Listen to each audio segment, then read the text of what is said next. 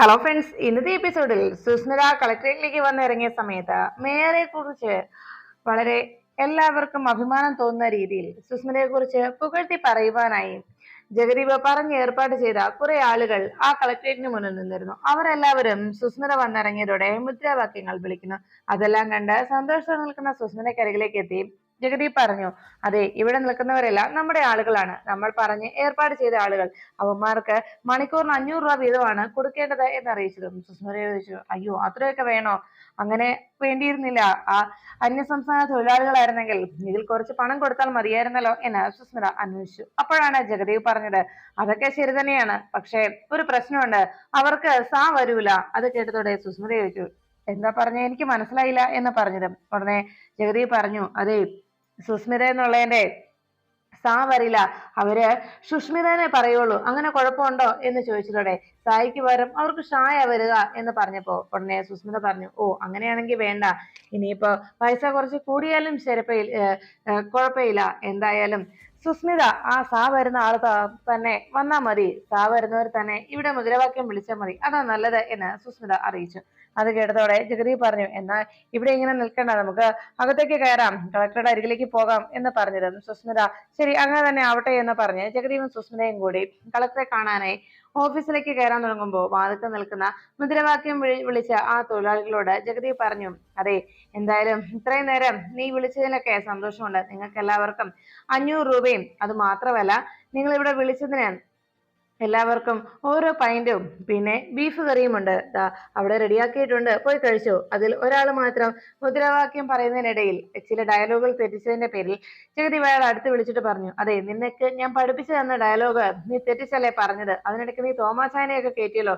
അതുകൊണ്ട് തന്നെ നിനക്ക് ഇന്ന് 500 രൂപയ്ക്ക് പകരം നിനക്ക് പൈന്റ് തരുന്നില്ല. അത്രേ ഉള്ളൂ. ഇന്നത്തെ ദിവസത്തെ നിന്റെ പൈന്റ് ഞാൻ കട്ട് ചെയ്തു എന്ന് പറഞ്ഞ് ജഗദീപ് അയാളുടെ ദേഷ്യപ്പെട്ടു. അത് കേട്ടതോടെ ജഗദീപിന് സംസാരം കണ്ട് കുറച്ച് ഓവറാണെന്ന് മനസ്സിലാക്കിയ സുസ്മിത ജഗദീപിനെ അരികിലേക്ക് വിളിക്കുന്നു. ജഗദീപ് എന്നാൽ ശരി, അങ്ങോട്ട് പൊയ്ക്കോ എന്ന് പറഞ്ഞ് അവരെ പറഞ്ഞയച്ചതിനു ശേഷം സുസ്മിതയുടെ ഒപ്പം ജഗദീപ് അകത്തേക്ക് കയറുന്നു. ഈ സമയത്ത് അവിടെ നിന്ന് മുദ്രാവാക്യം വിളിച്ച ആ തൊഴിലാളികൾ ചോദിച്ചു, അല്ല, എന്താ സാധാരണ നമുക്ക് ഇതുപോലെ 500 രൂപയും പൈന്റും ഒപ്പം ചിക്കൻ കറിയാണല്ലോ കിട്ടാറുള്ളത്, ഇത്തവണ എന്താ ബീഫാക്കിയത് എന്ന് ചോദിച്ചതും ഉടനെ അതിലൊരാൾ പറഞ്ഞു, അതെ, ജഗദീപ് സാറ് പറഞ്ഞതേ, ചിക്കൻ കറി കഴിക്കുന്ന ചിലപ്പോ മേഡത്തിന് ഓർമ്മ വരും എന്നാ പറഞ്ഞത്. അതുകൊണ്ടാണ് ഇപ്പോ ബീഫ് ആക്കിയതെന്ന്. അത് കേട്ട ഉടനെ അവർ, ഓ, അങ്ങനെയെങ്കിൽ അങ്ങനെ എന്ന് പറഞ്ഞ് അവരവിടെ നിന്ന് പോകുന്നു. അപ്പോഴാണ് കളക്ടറുടെ ഓഫീസിന് മുന്നിലായി സത്യഭാമയും അർജുനും ഇരിക്കുന്ന കാഴ്ച അവിടേക്ക് വരുന്ന സുസ്മിത കാണാനിടയായത്.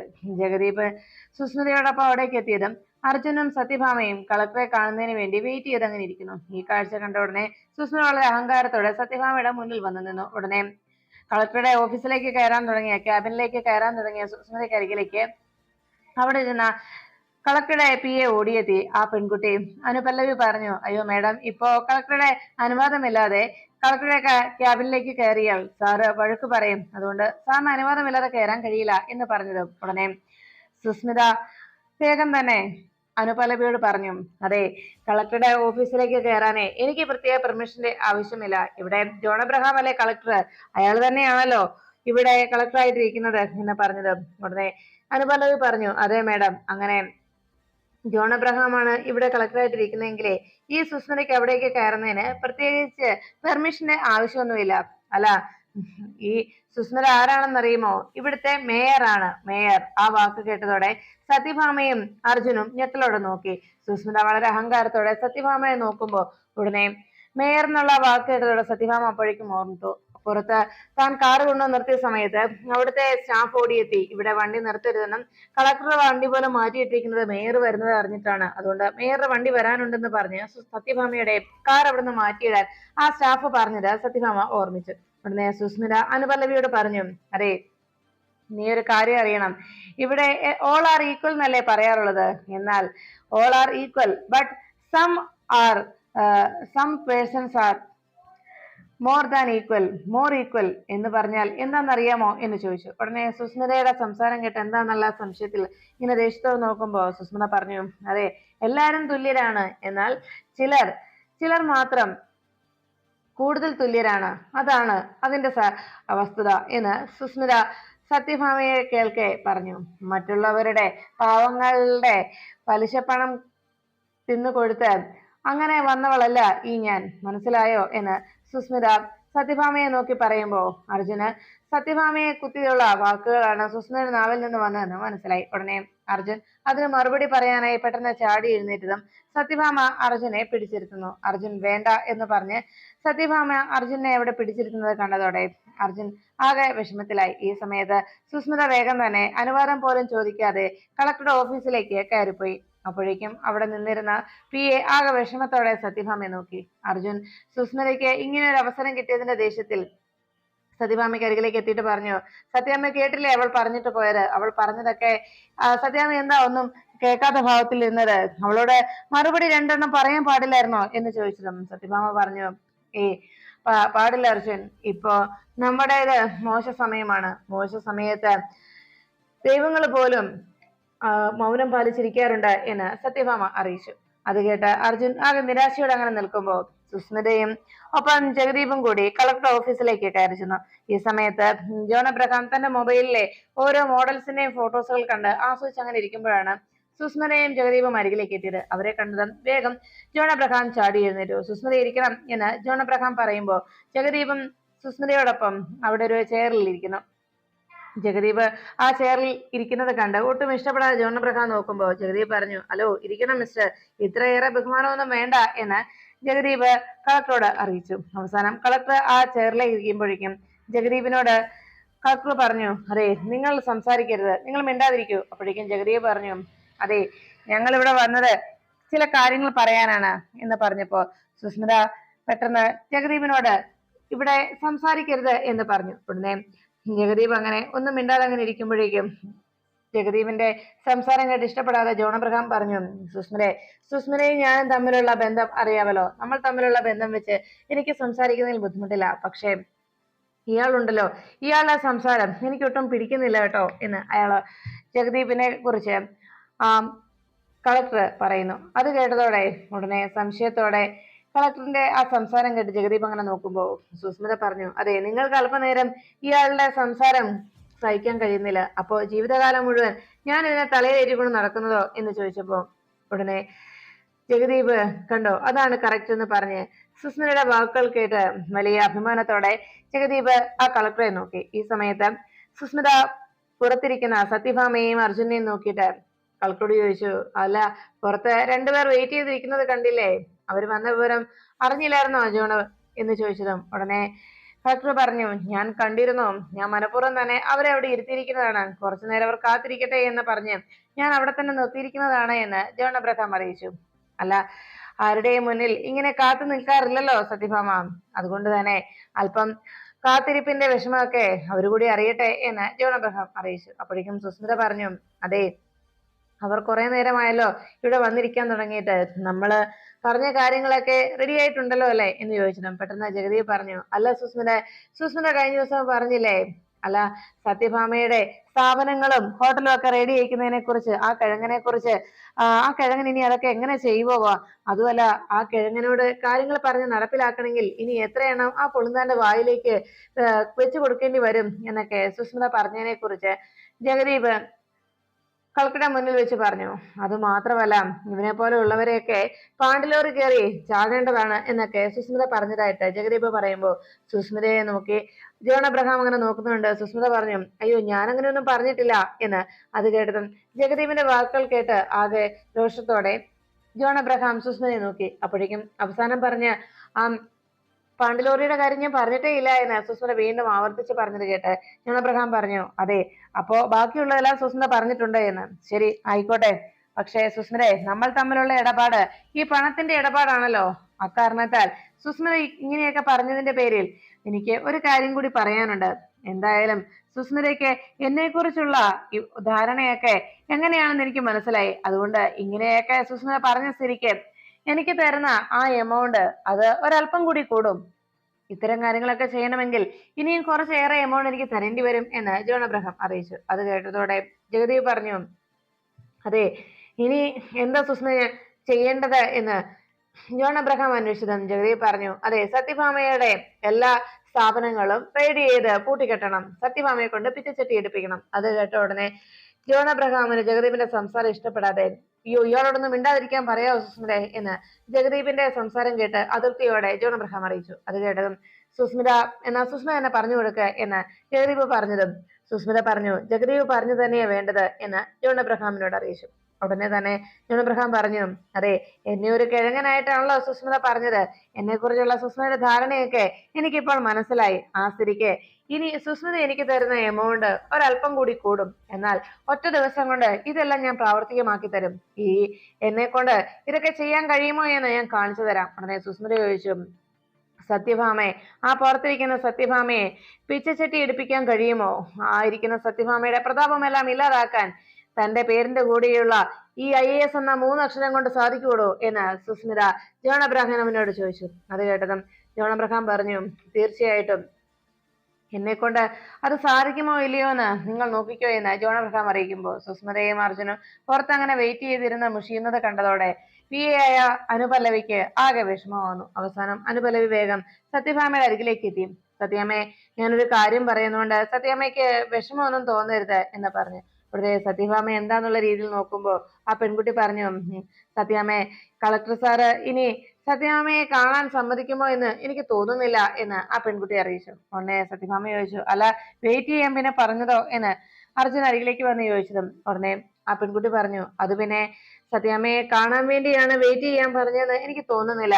സത്യാമ്മയെ ഇവിടെ കാത്തിരിപ്പിക്കണമെന്ന ദുരുദ്ദേശത്തോടെയാണ് അയാൾ അങ്ങനെ പറഞ്ഞതാണ്, സാർ അങ്ങനെ പറഞ്ഞതാണ് എന്റെ ഒരു വിശ്വാസം എന്ന് ആ പെൺകുട്ടി അറിയിച്ചു. ഉടനെ സത്യഭാമ പറഞ്ഞു, അല്ല, എന്നോട് ഇവിടെ ഇരുന്നോളാൻ പറഞ്ഞിട്ടില്ല ഞാൻ ഇരുന്നത് എന്ന് ചോദിച്ചതും ഉടനെ ആ പെൺകുട്ടി പറഞ്ഞു, സാറിന്റെ പ്രകൃതം കണ്ടപ്പോ എനിക്ക് അങ്ങനെയാ അങ്ങനെയാ സത്യാമ്മയെ തോന്നിയത്.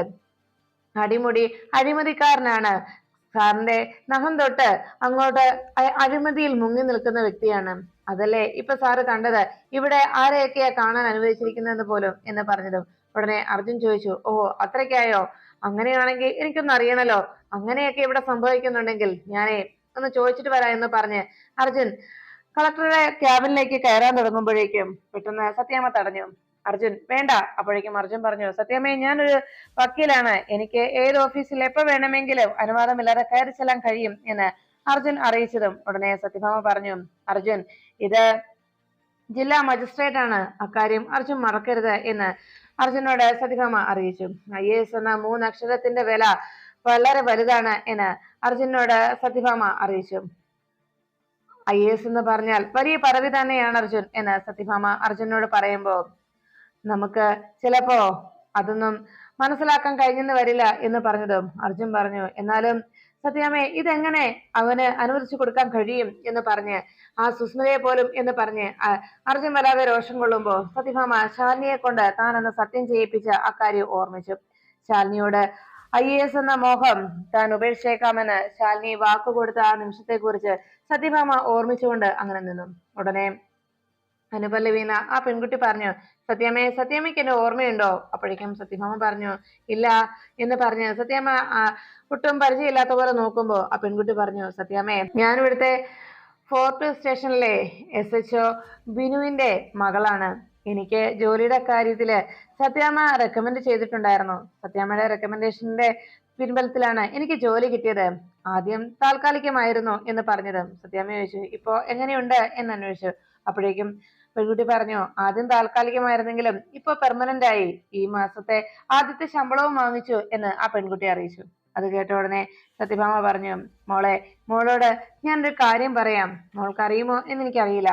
കാരണം നമ്മളെ സഹായിച്ചവരും നമുക്ക് നന്മ ചെയ്തവരോടും ഒക്കെ പിന്നീട് അവരെ കാണുമ്പോ ഒരിക്കലും കണ്ട ഭാവം പോലും നടിക്കരുത്. അത് മാത്രമല്ല, ജനങ്ങളോട് നീതി പുലർത്താതെ അനീതി കാണിക്കുന്ന അത്തരം നീച ജന്മങ്ങളെ എപ്പോഴും പുകഴ്ത്തുകയും വാഴ്ത്തുകയും ചെയ്യുക. വിജയിച്ചു നിൽക്കുന്ന അത്തരം ജന്മങ്ങൾക്ക് നമ്മൾ എപ്പോഴും സപ്പോർട്ടും ചെയ്യുക. എന്നാൽ മാത്രമേ ജീവിതത്തിൽ വിജയിക്കാൻ കഴിയൂ കുട്ടി.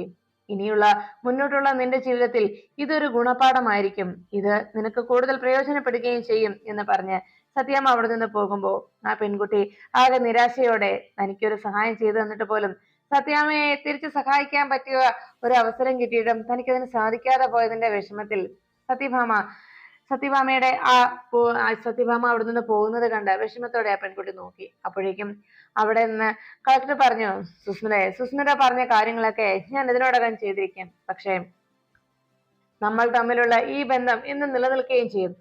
ഞാൻ ആവശ്യപ്പെടുന്ന പണം എനിക്ക് സുസ്മിത തരണം എന്ന് പറഞ്ഞതും സുസ്മിത പറഞ്ഞു, എന്നാൽ കളക്ടറുടെ അക്കൗണ്ടിലേക്ക് കളക്ടർ ആവശ്യപ്പെടുന്നതിന്റെ കൂടുതൽ 1 CR കൂടുതൽ ഉണ്ടാവും, അത് തീർച്ചയാണ്. അപ്പോഴേക്കും കളക്ടറുടെ തനിക്ക് വേണ്ട പണം എത്രയാന്ന് പറഞ്ഞു സുസ്മിത. അത് ആ നിമിഷം തന്നെ അവരുടെ ആ കളക്ടറുടെ അക്കൗണ്ടിലേക്ക് ക്രെഡിറ്റ് ചെയ്തു. കളക്ടറുടെ മൊബൈലിൽ മെസ്സേജ് ട്യൂൺ വന്നതും സുസ്മിത തനിക്ക് പണം അയച്ചത് കണ്ട് വേഗം കളക്ടർ ആ മൊബൈലിൽ വന്ന മെസ്സേജ് എടുത്ത് നോക്കുന്നു. ഉടനെ സുസ്മിത പറഞ്ഞു, എന്താ കളക്ടറെ, ഞാൻ പറഞ്ഞതുപോലെ കളക്ടറുടെ അക്കൗണ്ടിൽ ക്രെഡിറ്റ് ആയിട്ടില്ലേ എന്ന് ചോദിച്ചതും ഉടനെ കളക്ടർ പറഞ്ഞു, എന്നാൽ ഇന്നത്തെ ദിവസം ഞാൻ ഈ പറഞ്ഞ കാര്യങ്ങൾ നടപ്പിലാക്കിയിരിക്കും, സുസ്മിത നോക്കിക്കോ എന്ന് പറഞ്ഞു. അങ്ങനെ പറഞ്ഞുകൊണ്ട് സുസ്മിത സന്തോഷത്തോടെ ആ ക്യാബിൽ നിന്ന് പുറത്തേക്ക് ഇറങ്ങി. ഈ സമയത്ത് ജഗദീപ് പുറത്തേക്ക് ഇറങ്ങാൻ ഒരുങ്ങുന്ന സമയത്ത് കളക്ടറോട് പറഞ്ഞു, അതെ കളക്ടർ സാറേ എന്ന് വിളിച്ചതും എന്താണോ തനിക്ക് എന്ന് ജഗദീപിനോട് ജോൺ അബ്രഹാം അന്വേഷിച്ചു. ഉടനെ തന്നെ ജഗദീപ് പറഞ്ഞു, അല്ല സാറ് പഠിച്ചിട്ടുണ്ടോ എന്ന് എനിക്കറിയില്ല, ഒരു പഴമൊഴിയാണ് എനിക്ക് ഓർമ്മ വരുന്നത്. ചിലടത്ത് ആളുകളെത്താൽ അത് കാണാൻ ഒരു ചേലാണ് എന്ന്, അത് സാറിനെ പോലെയുള്ളവർക്ക് വേണ്ടിയാണ് അങ്ങനെ ഒരു പഴമൊഴി വന്നിരിക്കുന്നത് എന്ന് ജഗദീപ് പറഞ്ഞപ്പോ ജോൺ അബ്രഹാം കുറച്ചു നേരത്തേക്ക് അതിനെക്കുറിച്ച് ആലോചിച്ച് നിൽക്കുന്നു. അങ്ങനെ പറഞ്ഞ് ജഗദീപ് ആ ക്യാബിൽ നിന്ന് പുറത്തേക്ക് ഇറങ്ങി. ഈ സമയത്ത് സത്യഭാമയും അർജുനും പുറത്തിറങ്ങി വന്നതിന് ശേഷം അവിടെ മേയറുടെ കാർ കിടക്കുന്നത് കണ്ട് സത്യഭാമ ദേഷ്യത്തോടെ ആ മേയറുടെ കാറിലേക്ക് തന്നെ നോക്കി. അപ്പോഴേക്കും സത്യഭാമ കലിയോടെ പുറത്തേക്ക് ഇറങ്ങുന്നത് കണ്ട് അർജുൻ ആ നിമിഷം ഡ്രൈവറെ വിളിച്ച് കാറുമായിട്ട് വാതിക്കലേക്ക് വരാനായി അറിയിച്ചു. സത്യഭാമ നടന്നു പോകുന്ന കണ്ടതോടെ അർജുൻ പറഞ്ഞു, സത്യമേ വണ്ടി ഇതാ ഇപ്പൊ വരും, സുരേഷ് വണ്ടി കൊണ്ടിരുന്നുണ്ട്, സത്യഭാമ വെറുതെ വെയിൽ കൊള്ളാതെ എന്ന് പറഞ്ഞപ്പോ സത്യഭാമ പറഞ്ഞു, ഇതിലും വലിയ വെയിലത്ത് തീയിൽ കുരുത്തതാ സത്യഭാമ, വെയിലത്തൊരിക്കലും ഈ സത്യഭാമ വാടിപ്പോകില്ല എന്ന് സത്യഭാമ അർജുനോട് പറയുമ്പോ ഉടനെ സത്യഭാമയുടെ കാറ് അവിടേക്ക് എത്തി. അപ്പോഴേക്കും അർജുൻ പറഞ്ഞു, സത്യാമ്മ ഇതാ കാർ എത്തി എന്ന് പറഞ്ഞതും സത്യഭാമ കാറിലേക്ക് കയറുന്നതിന് മുമ്പ് വീണ്ടും അവിടെ കിടക്കുന്ന മേയർ എന്നെഴുതിയ ആ കാറിലേക്ക് തന്നെ രൂക്ഷമായിട്ട് നോക്കുന്നു.